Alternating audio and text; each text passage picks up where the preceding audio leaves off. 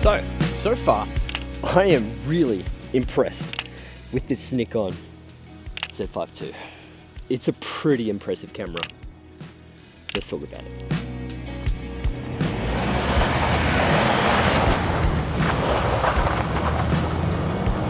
Now, this video is sponsored by Nikon, but all the opinions are my own, so enjoy the video.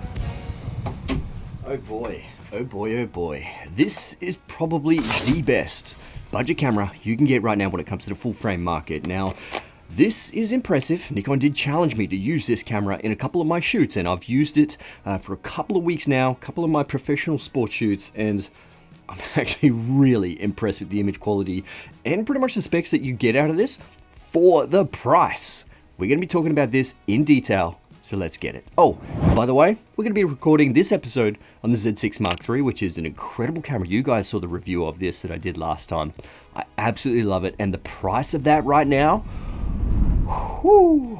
So the Nikon Z5 II has the ability to record 4K up to 25 frames per second in the full frame mode and 4K 60 or 50 frames per second in the Super 35 crop mode, and you can actually get 1080p at 120 frames per second as well, which obviously is still really nice. The image quality in that is actually surprisingly really good, but I absolutely love the image quality you get out of the 4K 25 and 50 frames per second in this thing. And even though it only does 1080p at 100 frames per second, it doesn't really feel like you're missing out on much when it comes to 4K 100 frames per second. It still looks really crisp, high resolution, great dynamic range. It's just really hard to tell the difference when you actually bring it into your computer. But obviously the 25 frames per second looks phenomenal. I absolutely love the colors that comes out of the end log after you grade it. And I know image quality is pretty subjective at the end of the day. There's so much that goes into image quality in terms of the color fidelity, the dynamic range, the noise performance. There's so much there, but I feel like the Z5 II does an incredible job here. So in terms of the video recording frame rates, it can do 4K up to 60 frames per second with a DX crop. It's got 4K at 30 frames per second, which is full frame, and it can do 1080p at 120 frames per second. But it can also do NRAW internally onto the SD card, which is 4032 by 2268 at 30 frames per second full frame. But then it's also got a 3984 by 2240 at 30 frames per second with a DX crop. That is impressive. It obviously does record to that SD card, so you do have to have a nice fast SD card, but still, NRAW internal into an entry-level mirrorless camera. That is impressive. Now, while any kind of RAW codec isn't exactly something that fits within my workflow, it could obviously fit in someone else's workflow. But when it comes to this workflow in DaVinci, you do have to go through a specific color space transform just to make sure that you can transform it back to that Rec 709 or Rec 2020 color space. And then you have the flexibility of having that RAW codec there. So if NRAW is something that you like, then obviously that is fantastic. But if you don't use NRAW, you still have the H.265 codec anyway. Now, in terms of the autofocus performance, you're going to be expecting pretty much the best autofocus you can get right now in a Nikon camera. Now, this one has pretty much the same as the Z6 Mark III and the Z8 or Z9 because you got pretty much that same processor in there, and it's absolutely phenomenal. Nikon have pretty much caught up with the competition when it came to the last few cameras, and this one is absolutely no exception. Incredible when it comes to object tracking. And you can even see here in this powerlifting scene, pretty much following Lily when she goes into a squat, I go behind some of the plates and you can see it still stays on her, which is really impressive in terms of this autofocus performance and object tracking. Obviously, you do have to dial it in to your specific liking in terms of the sensitivity, but this worked perfectly fine in this scene and extremely happy with the Z5 II. And as you can see, when it came to this boxing shoot, 4K 25 frames per second, 50 frames per second, and even 1080p at 100 frames per second, the autofocus was tracking perfectly fine in almost all the situations. I pretty much have absolutely zero worries when it comes to all my sports shoots. I just feel like Nikon have really stepped up their game when it comes to the autofocus tracking. Very, very impressed. Now, don't you worry, I'm going to be putting this right next to the Z6 Mark III to see which one would actually suit your workflow, especially if you don't actually have a camera at all. Is it just worth going up to the Z6 Mark III or the Z5 II? So stay tuned for that one. Now, one thing with some of the entry-level cameras is that you don't get IBIS, but with this camera, you get internal image stabilization, but you also get that digital stabilization as well, which just adds a little bit more stabilization on top. It actually is pretty impressive just walking forward. You can see side by side with the Z6 III as well. It performs pretty much identical to that camera. And then we'll put both cameras into digital stabilization, and you can see the Z6 Mark III actually performs a little bit better. The Z5 II just looks like it overcorrects it a bit too much, but if you do any kind of orbiting shots, this is where it actually performs quite well. It almost looks like you are on a gimbal, which is pretty fantastic. It definitely has fantastic performance, but in my kind of shooting, the IBIS by itself works perfectly fine. I actually prefer when IBISes don't work too hard, because in my situation when it comes to sports, I actually prefer a little bit of movement, natural movement, not micro jitters. That IBIS takes out the micro jitters, which is fantastic, but I actually prefer it when it doesn't work too hard and you just use your muscles, use the weight of the camera to get the natural motion.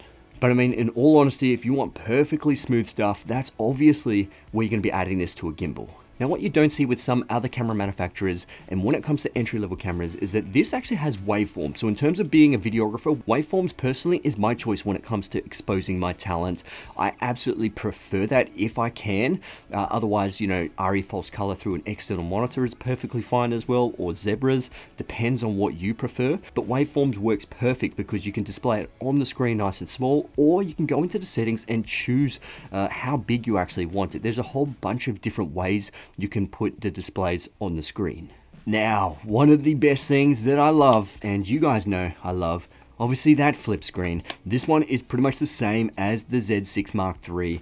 You do have that flip screen, so if you are obviously recording yourself, you can see yourself. It's one of the minor downsides that I did find with the Z8 is that once I flipped it up, I couldn't see myself. Great for photographers, great for being behind the camera, but in front of the camera, it was very difficult to use. You do have to use an external monitor, but this one has that flip screen so you can see yourself. So great for people who are entering into the Nikon system when it comes to the Z mount. So very happy with that addition.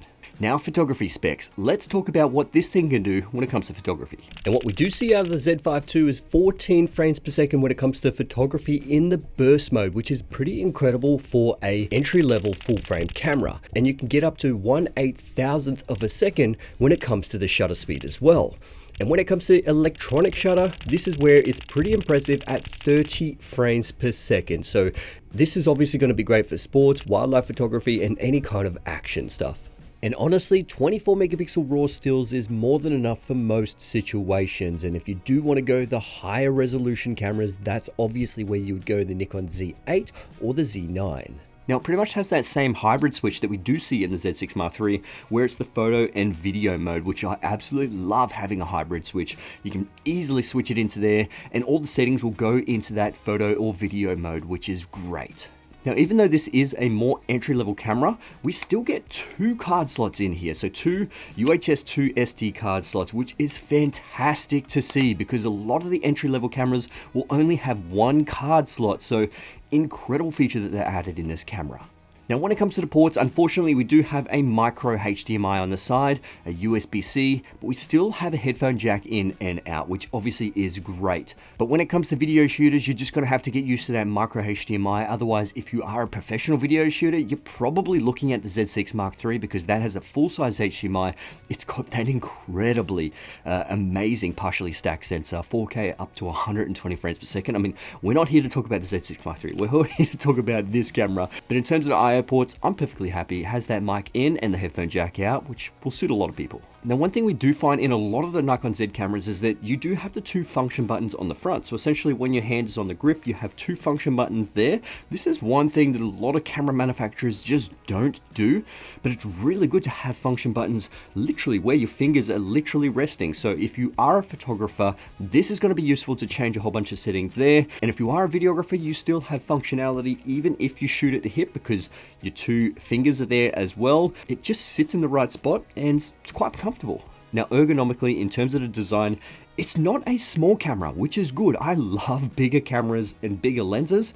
This fits in my hand perfectly fine. Now I know this is going to be personal preference. Ergonomics really is subjective, but the grip is really nice. I do like how Nikon cameras have a really nice thick grip. That's what I personally like. Like I said multiple times, bigger cameras suit my workflow. I absolutely love it. Just feels really nice. So look, overall, the Nikon Z5 Mark II is probably the best camera that you can get right now when it comes to the entry level. It just gives you a whole bunch of features that you generally see in the higher end cameras, which is obviously great. But if you are looking for something a little bit more serious, maybe the Z6 Mark III, maybe the Z8, Z9 might actually be more beneficial for you. Really depends on your workflow, what kind of features you need. Do you need 6K? Do you need 8K? That really depends on your workflow, but this thing is really good. So anyway, my friends, hope you enjoyed this video. If you did, please give it a thumbs up, and yeah, thanks for watching. See you guys in the next one. All right, let's get it.